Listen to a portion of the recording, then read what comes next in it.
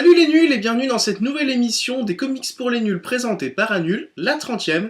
Comme promis aujourd'hui on va parler des adaptations, mais avant ça, place aux 3 news. Pendant le mois de mai, au niveau news, il y a eu du très très lourd. Alors je vais essayer d'être relativement simple et clair. Alors la première news, ça concerne le reboot de l'univers Ultimate chez Marvel. Alors, où est-ce qu'on en est dans l'univers Ultimate? Donc il y a quelques années, il y a eu le crossover Ultimatum, durant lequel Magneto a entre autres mis Manhattan sous les eaux, et suite à cet événement, certaines séries s'étaient arrêtées, toutes les séries en X, X-Men par exemple, ainsi que les 4 Fantastiques. D'autres séries sont reparties au numéro 1. C'est un nouveau point de départ, c'était le cas notamment de Ultimate Spider-Man dont je vous avais parlé. Le but d'Ultimatum, c'était voilà, de redonner un petit peu de souffle à l'univers Ultimate, et ça n'a pas vraiment bien marché, puisque voilà, on est arrivé il y a quelques temps à Death of Spider-Man. Donc Spider-Man est mort, et ça nous emmène vers un nouveau crossover, Ultimate Fallout, qui va redonner encore un nouveau point de départ à l'univers Ultimate, en essayant de lui donner un petit coup de pied au cul. Ça veut dire que de nouvelles séries vont recommencer au numéro 1, ce sera un nouveau point de départ pour de nouveaux lecteurs, et ça peut être très bien pour vous de vous y mettre. Donc ces nouvelles séries, ce sont Ultimate X-Men qui fait son retour. On retrouve une nouvelle série Ultimate, donc avec la trinité Captain America, Thor et Iron Man. Le retour de Ultimate Spider-Man, donc avec un nouveau Spider-Man, donc on ne sait pas si ce sera un clone de Peter Parker ou quelqu'un d'autre qui aura pris le costume. Et une nouvelle série, Ultimate Hawkeye, dont on ne s'attendait pas vraiment à voir débarquer ça là comme ça, mais voilà, le fait est que ça bouge dans l'univers Ultimate. L'univers Ultimate, c'est un univers un peu jetable qui a été créé il y a une dizaine d'années pour voilà, attirer un peu de nouveaux lecteurs. Le fait est que maintenant, il commence pas mal à ramer cet univers, donc à mon avis, on en est plus à la fin qu'au début de cet univers. Et voilà, ça peut être l'occasion pour vous d'assister à un nouvel événement Ultimate vraiment de grande ampleur. Donc vous pouvez vous lancer dans ces séries, il y a peut-être du bon à y voir d'ici quelques mois. L'autre gros événement qui est arrivé fin mai, qui a débordé là sur début juin, c'est le reboot ou le relaunch total de l'univers DC. Ça veut dire qu'en septembre, en kiosque et en BO, on va retrouver 52 séries DC qui reprennent au numéro 1. Et là, franchement, c'est exceptionnel. Parmi les séries, il en manque quelques-unes, par exemple Zatanna ou Power Girl, c'est bizarre, en plus c'est des filles, c'est pas vraiment ce qui est le plus de plus représentatif dans l'univers d'ici. Mais voilà, le fait est que la plupart des séries vont repartir au numéro 1. Pendant là, ces dernières semaines, on a eu le droit à des annonces tonitruantes d'artistes, de scénaristes, on a eu le droit à plein de couvertures. Enfin, franchement, là, c'est un peu la fête aux nuls dans l'univers d'ici. Donc, alors pour vous qui avez envie de lire du DC, pour vous qui avez peut-être peur de vous mettre à la VO, bah, c'est peut-être le moment ou jamais de le faire. Alors, je sais que pour les grands fanats d'ici, il y a quelques trucs qui les font vraiment tiquer. Mais alors voilà, pour des nuls comme vous et moi, c'est du pain béni. Donc bah, j'ai vraiment hâte je vais essayer de me procurer, pas les 52 séries, mais au moins quelques-unes, pour voilà, essayer, me mettre dedans, voir qu'est-ce qui me plaît, qu'est-ce qui me plaît pas. Le fait est que certaines séries ne repartent pas vraiment à zéro, enfin au numéro 1 plutôt, pas zéro, mais conservent une partie de leur continuité, ou même toute la continuité, mais certaines d'entre elles vont vraiment faire tabula rasa. Donc voilà, c'est le reboot d'ici, ça arrive en septembre en kiosque et en VO, et voilà, je pense que vraiment pour vous et moi, les nuls, bah, c'est quelque chose d'assez intéressant, et de toute façon, faut pas se cacher, c'est fait pour. L'autre annonce qui a pas mal, enfin l'autre news qui a pas mal marqué le mois de mai sur la longueur, c'est les annonces autour de la Comic Con qui aura lieu à Paris, Villepinte, du 30 juin au 3 juillet, je vous en avais parlé dans la dernière émission. Donc on savait que J. Scott Campbell serait un peu la tête d'affiche de ce Comic Con, cette Comic Con, mais voilà, il y a eu d'autres annonces, notamment Brian Azzarello ou Steve McNiven, donc qui sont aussi de bonne pointure de l'univers des comics. Donc bah, ça fait vraiment plaisir de voir qu'une Comic Con arrive à s'implémenter comme ça en France, j'ai du mal dit donc. Et en plus du Lille Comics Festival, donc on a une vraie Comic Con en France et ça fait plaisir à voir. Donc bah, si vous avez l'occasion d'y aller, franchement foncez parce que ça peut être que du tout bon pour vous, que vous connaissiez bien les comics ou non. Pour ma part, j'y serai pas, mais j'espère vraiment pouvoir y aller l'année prochaine. Voilà, pour les 3 news, c'est terminé, et on passe maintenant à la théma. Bon, alors les adaptations, c'est un sujet qui demanderait au moins 2 heures d'émission pour pouvoir être traité de façon complète et à peu près intéressante. On va tout raccourcir ça en une petite dizaine de minutes, j'espère. Alors le fait est que j'ai pas mal souffert pour pouvoir faire cette théma, parce que j'ai regardé pas mal de daubes, faut le dire. Mais voilà, on va couper ça en plusieurs sections, histoire que ce soit à peu près compréhensible. La première section, alors si je vous dis adaptation, en général tout le monde pense tout de suite au film. Les films, il y en a eu pas mal cette année, je pense par exemple à Captain America qui va bientôt sortir, il y a eu Thor, il y a X-Men, que je vous recommande d'aller voir d'ailleurs, X-Men j'ai pas mal aimé. Mais voilà, il y en aura encore l'année prochaine, donc avec le nouveau Batman, avec The Avengers, avec Spider-Man, donc The Avenger qui va reprendre un peu tout ce qu'on a vu dans les films Marvel ces dernières années. Mais voilà, les adaptations, bah, c'est pas si récent que ça, il y en a pas mal, quand on leur parle d'adaptation, les premières choses qui viennent en tête, c'est la trilogie Spider-Man, éventuellement les X-Men qui sont sortis quelques années avant. Mais voilà, il y avait déjà les Batman de Burton qui étaient d'excellente qualité, il y avait les Superman avec Christopher Reeves qui était sorti aussi dans les années 80. Il est bon de noter aussi qu'il y a toujours eu une place pour les comics moins connus du très grand public mondialement. Je pense notamment à Watchmen qui s'est refait connaître du grand public grâce au film. Je pense notamment aussi à Jonah Hex qui est sorti au cinéma l'année dernière, même si la qualité du film est discutable. Et déjà il y a quelques dizaines d'années, il y avait Judge Dredd qui n'a pas laissé indifférent ceux qui l'ont vu.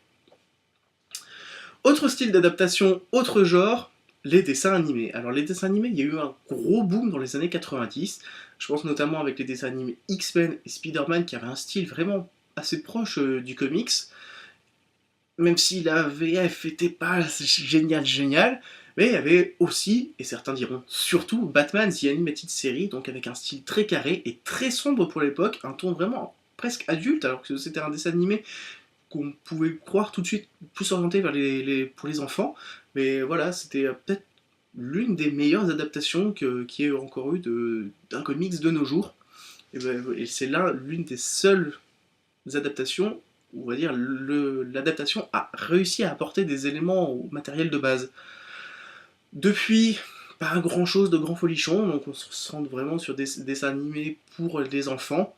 Donc on pourrait citer depuis par exemple X-Men Evolution, récemment on a eu le droit au dessin animé Les 4 Fantastiques, le dessin animé Iron Man. Marvel travaille avec un studio d'animé dont le nom ne revient pas là tout de suite, donc sur des adaptations de Wolverine et de X-Men avec un style beaucoup plus manga. Et voilà, donc les dessins animés, depuis les 90, ça n'a pas vraiment connu de crise. Notez que toujours dans les dessins animés, il y a DC qui propose d'excellents longs métrages, donc des films de 1 heure, 1 heure et quart, et donc voilà, vraiment avec un style dessin animé, et qui reprennent les grandes histoires de comics DC. Je pense notamment à All Star Superman, DC The New Frontier, Green Lantern First Light, et l'année prochaine, donc Batman Year One. Voilà, ce qu'ils font, c'est qu'ils reprennent le comics. Le comics, le matériel d'origine peut vraiment faire office de script. Et voilà, ils le font vivre sur un écran, et du coup, ça donne un résultat vraiment proche de ce qu'était le comics, et de façon beaucoup plus... Ça passe mieux qu'avec un film, c'est beaucoup plus simple à retranscrire, donc on retrouve la richesse du comics sur un écran, ce qui est vraiment difficile à faire avec un film. On retourne sur le petit écran avec les séries live, donc les séries avec des vrais acteurs, et là le fait est que c'était pas toujours folichon. Alors on peut remonter loin en arrière avec les séries Batman ou Spider-Man qui étaient assez kitsch. Depuis, il n'y a pas eu grand chose. Là, on a échappé il y a vraiment de peu à la série Wonder Woman qui n'a annoncé vraiment rien de bon et qui a été donc annulée avant, avant que la série elle-même soit tournée. Donc le pilote avait été tourné, ça n'avait pas plu. Mais voilà, quand on pense à série live et adaptation de ces dernières années, la seule qui a vraiment eu, c'est Smallville.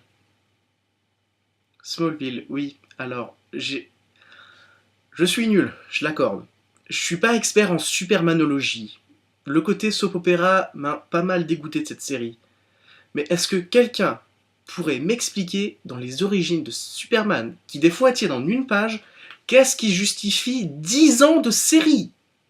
C'est incompréhensible. Franchement, dans cette série, on peut en enlever un gros bout, parce qu'il n'y a vraiment pas que du bon dedans. Et autre genre d'adaptation, parce que Superman, je vais pas rester dessus plus longtemps, les jeux vidéo. Alors les jeux vidéo, il y a deux grosses catégories qu'il faut distinguer. Les adaptations d'adaptation, c'est-à-dire on a pris un comics, on l'a adapté en film, et le film on a fait une adaptation en jeu vidéo, et en général ça donne pas grand chose de bon. En fait, l'essentiel du budget du jeu vidéo part dans le marketing et dans l'exploitation de licences, ce qui fait qu'il reste plus beaucoup d'argent pour le développement du genre lui-même, donc en général ça donne des jeux assez moyens, voire même carrément mauvais, il faut dire ce qui est. Et il y a les jeux qui, voilà, sont faits à côté de toutes ces adaptations, qui reprennent soit juste des personnages, je pense par exemple au Marvel vs Capcom, qui sont d'excellents jeux, où on retrouve les éléments de l'univers Marvel, les personnages de Marvel, qui se fritent joyeusement et avec grand style et grande qualité aux personnages Capcom, ou par exemple aux adaptations style Batman Arkham Asylum, qui donc voilà, n'est extrait d'aucun film, ne surfe pas sur la vague de Batman The Dark Knight.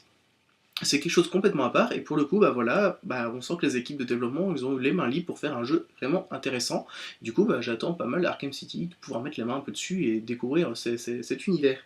Donc de façon générale, les adaptations d'adaptation, il faut éviter. Le pire, je pense que c'est Daredevil, le comics adapté du film, lui-même adapté d'un comics. On perd toute la richesse du comics. C'est complètement débile de faire ça. Donc s'il vous plaît, arrêtez, ça me rend fou ce genre de truc. Donc voilà, comme je vous l'ai dit, j'ai souffert, et c'est un peu ce qu'on peut retenir de cette théma, c'est dans les adaptations, vraiment, il y a du très bon, on peut vraiment découvrir d'excellentes choses, on peut vraiment... C'est vraiment une porte d'accès au grand public pour découvrir les comics, pour découvrir la richesse de certains univers, et d'ailleurs merci à DC pour ces dessins animés version long métrage, qui sont vraiment d'excellentes portes d'entrée. Mais voilà, il y a aussi du beaucoup plus mauvais, donc essayez de modérer ce que vous allez voir au cinéma en adaptation, essayez de... Et pareil pour les jeux vidéo, hein, foncez pas tête baissée surtout, c'est souvent l'occasion d'éviter les déceptions. Donc voilà, les adaptations, je le répète, il y a d'excellentes choses, mais voilà, il y a aussi de très grosses bouses. C'est dommage parce que le principe d'une adaptation, bah, c'est de rapporter de l'argent, voilà, de capitaliser sur une licence.